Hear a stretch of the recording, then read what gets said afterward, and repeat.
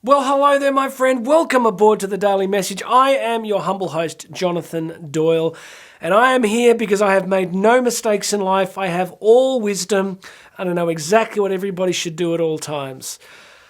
Not quite. The thing that you and I share is that we're both on the journey, and we're both growing, we're both learning, and I think that's one of the beautiful things about the gift of life, isn't it? That if we want to be conscious, we want to be open, we get a chance to keep learning each day. Housekeeping, please make sure you're subscribed. Hit those subscribe buttons, makes a big difference to me. And if you want to grab a free copy of my book, Bridging the Gap. It's a great book, really proud of it. Go and grab a copy of that because that book will help you get started. Grab yourself a copy. There's links there if you want me to come and speak at a conference or event, so hit those links. Today we're going to jump into a quote from the absolutely amazing psychologist, mythologist, all-round deep-thinking big brain, Carl Jung, the founder of the Second Viennese School, and one of the great thinkers of the last sort of 150 years. I read a biography of him many years ago which had a big impact on me. It's another challenging quote. You ready? We're going to jump in. Today's quote from Carl Jung. Let's do it. We are not what happened to us.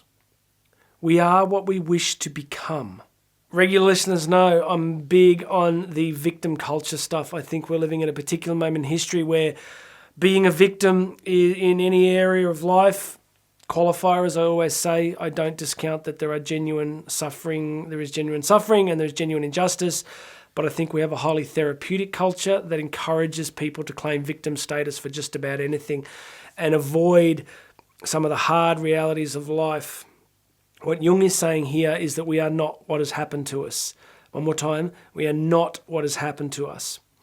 So, like many of you, I have had more than my fair share of bumps and bruises in this journey of life. So, it's not a question of comparing scars as such, is it? But I've had my share, friends. I've had my share. And in my own journey over the years, going through a huge amount of counselling, and was what I tended to find, this is just my experience, was what I kept ending up with was a narrative. What I kept ending up with was a story that explained to me what had happened in my life and why I might be feeling the way I was. But the thing that it never did for me, and I can't speak to other people's experience, was I don't think I ever got better. The more that I knew about my past, the more that I knew about the grief or the suffering or the trauma or the loss that I'd experienced in life, knowing more about it didn't change anything for me. Now, maybe it does for others.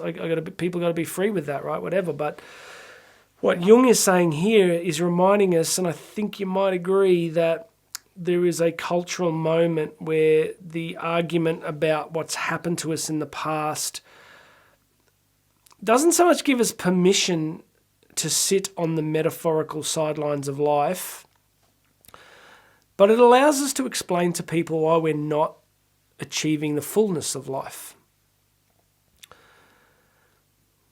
I don't know how to say this really without offending people, but what I found, maybe I just speak to my own experience, was that the more that I stayed in my story about my past, the more I felt I could justify my own inaction. And I would just stay in this death loop, this kind of, endless loop. Just, I'd do okay for a while, then I'd fall back into the narrative of my past, and then I'd get stuck, and then I'd feel depressed, or I'd feel anxious, and I'd go back to the story, and I'd try and it never worked for me. So what does Jung say? That we're not what's happened to us. What does he say next? We are what we wish to become.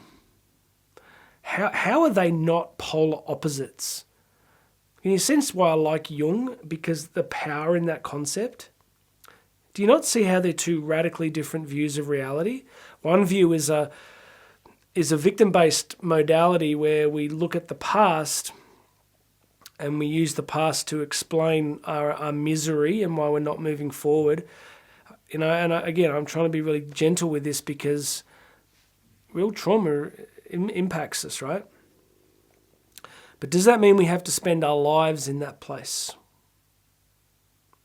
Because Jung says we are what we wish to become. What do you wish to become?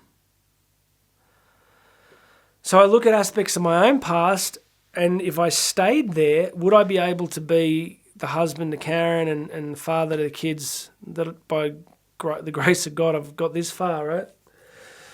So we are what we wish to become.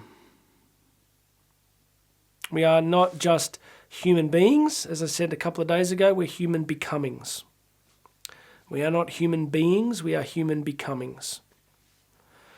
So what do you wish to become in the time that you've got left, whether you've got 60 years left, 70 years left, or 10 years left? What do you wish to become in this time that you have? What could you still contribute? What if you were free from your story? What if you were genuinely free from your story? What if you just went, well, my story has made me who I am. It's given me wisdom. It's given me sensitivity to other people's suffering and pain. But I'm not going to live there anymore. I'm not going to live there anymore. I'm going to move forward. That's been a theme the last few episodes. Keep moving forward. Keep moving forward. All right. Summary, Carl Jung, we are not what has happened to us, we are what we wish to become.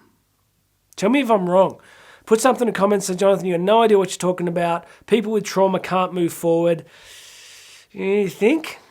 Well, I'm pretty sure you're going to find a huge number of historical examples of people that did just that. So, what do you wish to become? Get clear on it in the time that you've got. What do you want? What do you want? What do you desire? Who do you want to be? What do you want to be for the people that you deeply care about? What do you want to be for them? What legacy do you want to leave in their hearts and minds? How do you want to parent? How do you want to love? How do you want to show up and produce and contribute in the time that you got left? Focus less on the past, my friends. You ever tried, to drive forward looking in a rear vision mirror? It's not easy to do, right? It's another good metaphor for living too long in the past. You look at the Exodus story of the Israelites coming out of Egypt, right? It's like, why did they spend 40 years in the desert? Because a whole bunch of them they wouldn't let go of the past. They didn't want to let go. There was a promised land. There was a place they're supposed to be going to, but a whole bunch of them are like, well, we were miserable back there, but at least it was predictable. And I think that's what the past can do for us. It's like, it's familiar, it's comfortable. It may be horrible, but at least we know it. Whereas a brighter, bigger, different future can be a real challenge for us. Please make sure you're subscribed. Leave a comment if you'd like to. Go and grab a free copy of my book, Bridging the Gap. My name's Jonathan Doyle. This has been the Daily Message, and I'm going to have another message for you tomorrow.